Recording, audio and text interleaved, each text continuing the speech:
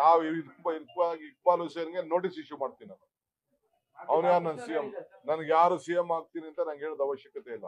ಇವತ್ತು ನಾಳೆನೆ ಅವ್ನಿಗೆ ನೋಟಿಸ್ ಇಶ್ಯೂ ಮಾಡ್ತೀನಿ. ಇಕ್ಬಾಲ್ ಬಾಲಕೃಷ್ಣನು ಹೇಳೋದು ಬೇಡ, ನನ್ಗೆ ಅದೆಲ್ಲ ಬೇರೆ ವಿಚಾರ. ಪ್ರೆಸ್ ಮುಂದೆ ಯಾರು ಹೋಗ್ಬಾರ್ದು. ನಾನು ಹೇಳ್ತಾ ಇದ್ದೀನಿ, ನೋ ಪ್ರೆಸ್.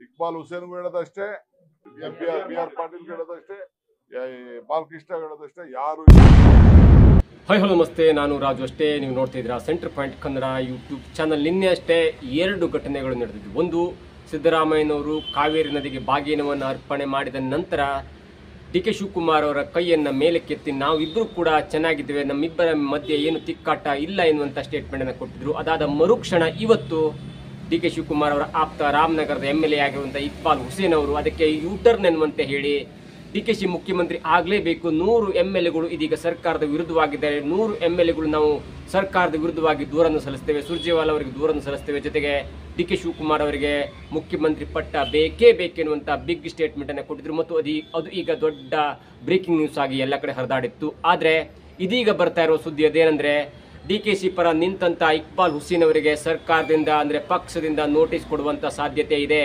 ಜೊತೆಗೆ ಕೆಪಿಸಿಸಿ ಅಧ್ಯಕ್ಷರಾದಂಥ ಡಿ.ಕೆ. ಶಿವಕುಮಾರ್ ಅವರೇ ಕೋಪಗೊಂಡು ರಾಮನಗರದ MLA ಆಗಿರುವಂಥ ಇಕ್ಬಾಲ್ ಹುಸೇನ್ ಅವರಿಗೆ ನೋಟಿಸ್ ಕೊಟ್ಟು ತಕ್ಷಣವೇ ಉತ್ತರಿಸುವಂತೆ ಇದೀಗ ಸೂಚನೆಯನ್ನು ಕೊಟ್ಟಿದ್ದಾರೆ. ಮತ್ತು ಆ ಕಾರಣದಿಂದಾಗಿ ರಾಮನಗರದ MLA ಇಕ್ಬಾಲ್ ಹುಸೇನ್ ಅವರು ಪಕ್ಷದಿಂದ ಉಚ್ಚಾಟನೆ ಆಗ್ತಾರೆ ಎನ್ನುವಂಥ ಕುತೂಹಲ ಕೂಡ ಇದೀಗ ಅಡೆ ಮಾಡಿಕೊಟ್ಟಿದೆ. ಹಾಗಾದ್ರೆ ಡಿ.ಕೆ. ಶಿವಕುಮಾರ್ ಅವರು ಯಾಕೆ ಅಷ್ಟು ಆಕ್ರೋಶಗೊಂಡು ಇಕ್ಬಾಲ್ ಹುಸೇನ್ ಅವರ ವಿರುದ್ಧ ಕ್ರಮ ಕೈಗೊಳ್ಳಲಿಕ್ಕೆ ಮುಂದಾದ್ರು? ಯಾವ ಕಾರಣದಿಂದಾಗಿ ಡಿ.ಕೆ. ಶಿವಕುಮಾರ್ ಮತ್ತು ಸಿದ್ದರಾಮಯ್ಯ ನಡುವೆ ತಿಕ್ಕಾಟ ಇಲ್ಲ ಎನ್ನುವಂಥ ಸ್ಟೇಟ್ಮೆಂಟ್ ಸಿದ್ದರಾಮಯ್ಯನವರು ಕೊಟ್ಟ ನಂತರವೂ ಕೂಡ ಇಕ್ಬಾಲ್ ಹುಸೇನ್ ಅವರಿಗೆ ಯಾಕೆ ಇಂಥ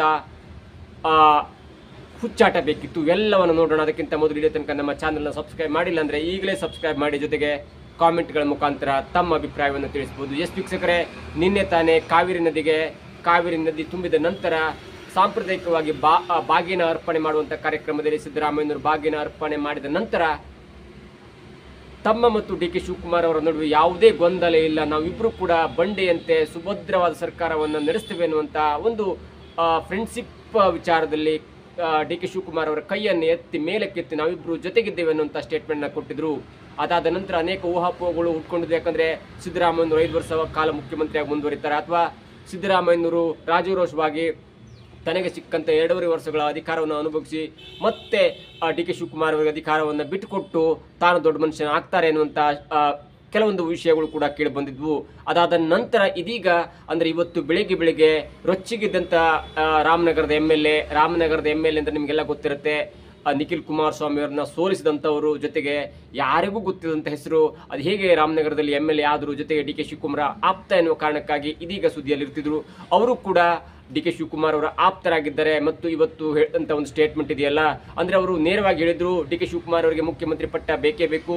ಅವರು ಪಕ್ಷ ಕಷ್ಟದಲ್ಲಿದ್ದಾಗ ಸುಮಾರು 136 MLAಗಳನ್ನ ಗೆಲ್ಸ್ಕೊಂಡು ಬಂದಂಥವ್ರು, ಅವರಿಗೆ ಇದೀಗ 2.5 ವರ್ಷಗಳ ನಂತರ ಅವರಿಗೆ ಅವಕಾಶ ಬೇಕು. ಯಾಕಂದ್ರೆ ಅವಕಾಶ ಕೊಡ್ಲಿಲ್ಲ ಅಂದ್ರೆ ಮತ್ತೆ ಬೇರೆ ಚಾನ್ಸ್ ಇಲ್ಲ. ಯಾಕಂದ್ರೆ ಅದು ಸರ್ಕಾರಿ ಬಸ್ ಅಲ್ಲ, ಈ ಸಲ ಬಸ್ ಫುಲ್ ಆಯ್ತು, ಮುಂದಿನ ಸಲ ನಾವು ತಗೊಳ್ತೇವೆ, ಮುಂದಿನ ಸಲ ನಾವು ಪ್ರಯಾಣ ಮಾಡ್ತೇವೆ ಅನ್ಲಿಕ್ಕೆ ಅದು ಸರ್ಕಾರಿ ಬಸ್ ಅಲ್ಲ. ಯಾಕಂದ್ರೆ 5 ವರ್ಷ ಒಂದು ಪಕ್ಷ ಇರುತ್ತೆ, 5 ವರ್ಷ ಮತ್ತೊಂದು ಪಕ್ಷ ಬರುತ್ತೆ. ಹಾಗಾಗಿ ನಮಗೆ ಅಂದ್ರೆ ನಮ್ಮ ಮುಖಂಡರಾದಂಥ ಡಿ.ಕೆ. ಶಿವಕುಮಾರ್ ಅವರಿಗೆ ಈ ಸಲ ಮುಖ್ಯಮಂತ್ರಿ ಪಟ್ಟವನ್ನು ಬಿಟ್ಟು ಕೊಡಲೇಬೇಕು. ಮತ್ತು 100 MLAಗಳು ಡಿ.ಕೆ. ಶಿವಕುಮಾರ್ ಅವರ ಪರವಾಗಿದ್ದಾರೆ ಮತ್ತು ಸರ್ಕಾರದ ವಿರೋಧವಾಗಿದ್ದಾರೆ ಎನ್ನುವಂಥ ಸ್ಟೇಟ್ಮೆಂಟ್ ಅನ್ನು ಕೊಟ್ಟು ಬೆಳಿಗ್ಗೆ ಸುದ್ದಿಯಲ್ಲಿ ಇದ್ರು.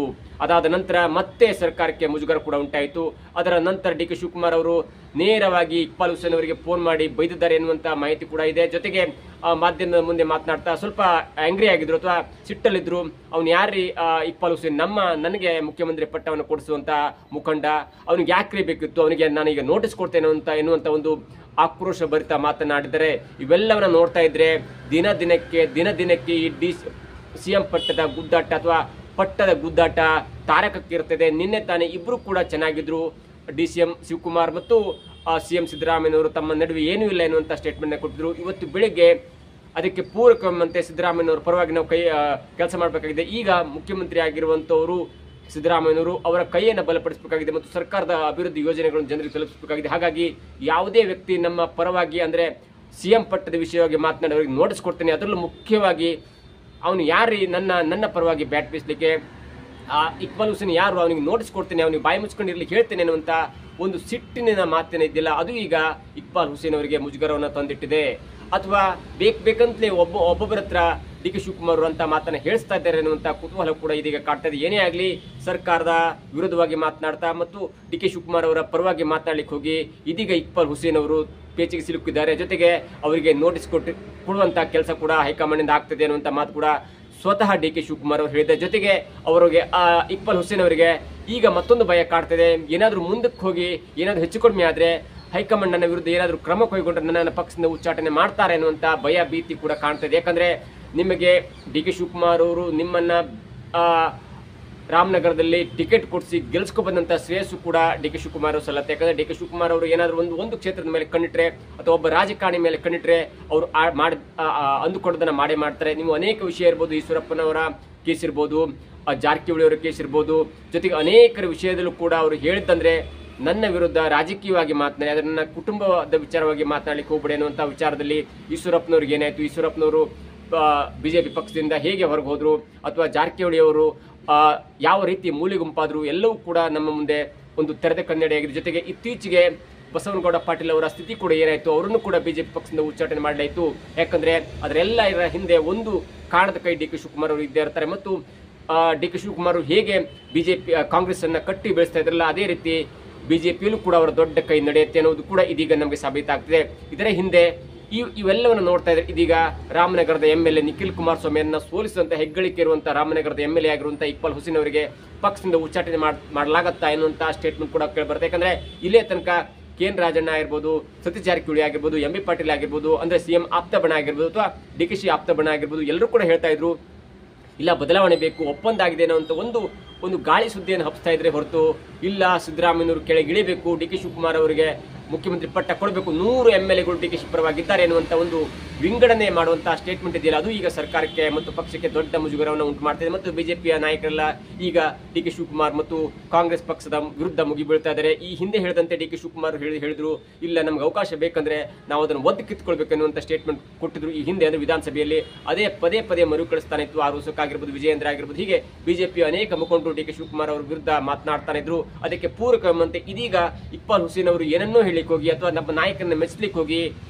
ಇಂಥ ಒಂದು ವಿಷಯದಲ್ಲಿ ಎಲ್ಲವೂ ಸಮಾಧಾನ ಆದಾಗ ಡಿ ಕೆ ಶಿವಕುಮಾರ್ ಅವರಿಗೆ ಪಟ್ಟ ಬರುತ್ತೆ, ಅದು ನವೆಂಬರ್ ಇರ್ಬೋದು ಜನವರಿಯಲ್ಲಿ ಪಟ್ಟ ಬರುತ್ತೆ ಅನ್ನುವಂಥ ನಂಬಿಕೆ ಡಿ ಕೆ ಶಿವಕುಮಾರ್ ಅವರಿಗಿರುವಾಗ ಮತ್ತೆ ಪ್ರಥಮ ಬಾರಿಗೆ ಗೆದ್ದಂತ MLA ಅಂತ ಸ್ಟೇಟ್ಮೆಂಟ್ ಕೊಡುವಂತ ಉದ್ದೇಶವಾದರೂ ಏನಿತ್ತು ಮತ್ತು ಅಂತ ಗೋಜಾದ್ರೂ ಏನಿತ್ತು ಅಂತ ಹಕೀಕತ್ತಾದ್ರೂ ಏನಿತ್ತು ಎನ್ನುವುದು ಕೂಡ ಇದೀಗ ಅನೇಕರ ಪ್ರಶ್ನೆಯಾಗಿದೆ. ಮತ್ತು ಡಿ ಕೆ ಶಿವಕುಮಾರ್ ಅವರಿಗೆ ದೊಡ್ಡದಾದಂತಹ ತಲೆನೋವನ್ನು ತಂದುಕೊಟ್ಟಿದೆ.